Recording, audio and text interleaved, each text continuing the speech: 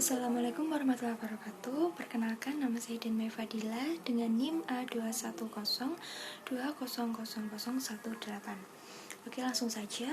Menurut pandangan saya, model pembelajaran yang cocok untuk pasca pandemi ini yaitu blended learning, karena model pembelajaran ini dengan mengkombinasikan pembelajaran tatap muka dan online. Jadi, model pembelajaran ini bisa dilaksanakan atau bisa diterapkan untuk pembelajaran secara online maupun tatap muka. Metode ini sangat efektif untuk menambah efisiensi kelas dan memungkinkan peningkatan diskusi.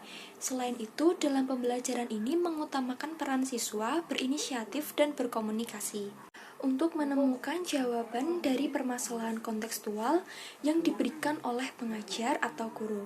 Peserta didik juga didorong aktif dalam kegiatan pembelajaran ini.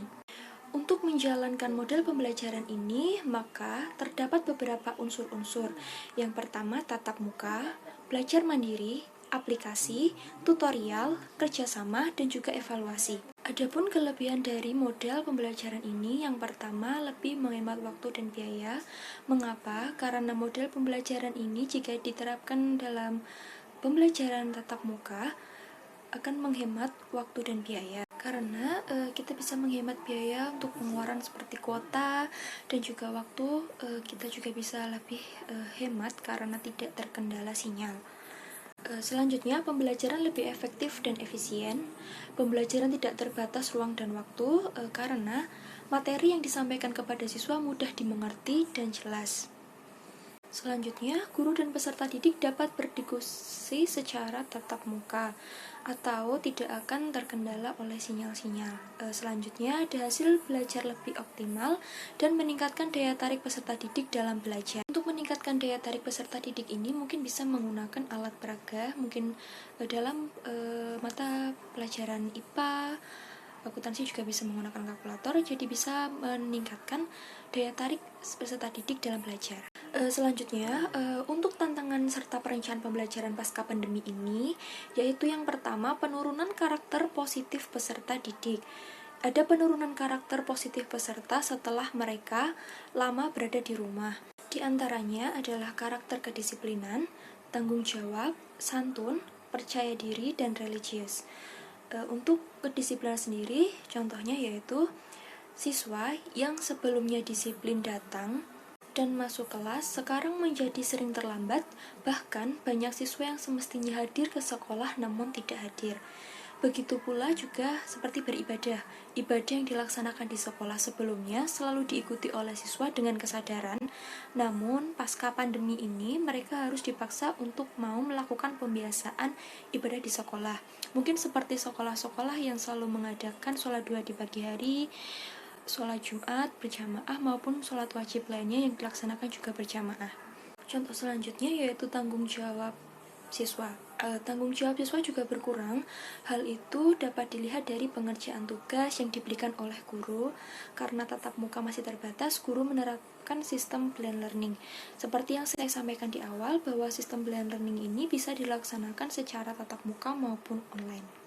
Tantangan selanjutnya yaitu banyaknya konsep yang tidak dikuasai oleh siswa. Mengapa? Karena pembelajaran daring, siswa hanya diberikan bahan bacaan oleh guru, kemudian diberikan tugas. Bagi siswa yang memiliki semangat belajar yang tinggi, akan berupaya memahami sendiri materi tersebut. Namun, bagi siswa yang melemah daya juang dan semangat belajarnya, maka dia akan membiarkan materi tersebut tanpa berupaya memahaminya. Hal ini sering terjadi di pembelajaran secara online. Jadi siswa banyak yang sangat bermalas-malasan untuk memahami materi yang diberikan oleh guru. Tantangan selanjutnya yaitu siswa malas dan semangat belajar siswa menurun. Selama pandemi, siswa terbiasa menjalani aktivitasnya dengan santai di rumah.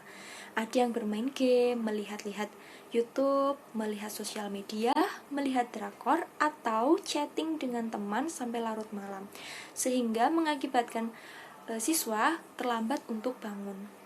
Bahkan ketika harus pembelajaran secara online, banyak siswa yang tidak mengikuti secara tertib dan disiplin. Mereka baru mengerjakan tugas siang, sore, bahkan malam hari. Banyak juga yang tidak mengerjakan. Mungkin contoh lainnya seperti mereka yang tidak mengikuti Zoom maupun Google Meet di pagi hari. perencanaan pembelajarannya sendiri, yaitu kita perlu melakukan asesmen pembelajaran pada semua siswa yang berguna untuk melihat titik awal kemampuan siswa setelah berbulan-bulan menjalani pembelajaran yang minimal dan tidak teratur. Asesmen pembelajaran ini sangat penting dilakukan. Mengapa? Karena sarana belajar dan dukungan orang tua sangat beragam dalam mendukung siswa menjalani pembelajaran jarak jauh pada masa pandemi. Kondisi ini menyebabkan ketimpangan pembelajaran antar siswa makin lebar.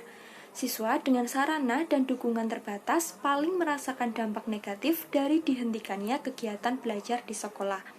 Tanpa intervensi khusus, saat sekolah dibuka kembali, siswa dari keluarga berstatus sosial ekonomi rendah akan semakin jauh tertinggal dari siswa berstatus sosial ekonomi tinggi. Mengapa? Karena siswa yang berstatus sosial ekonomi tinggi memiliki fasilitas yang lebih memadai untuk mengikuti kegiatan pembelajaran secara online.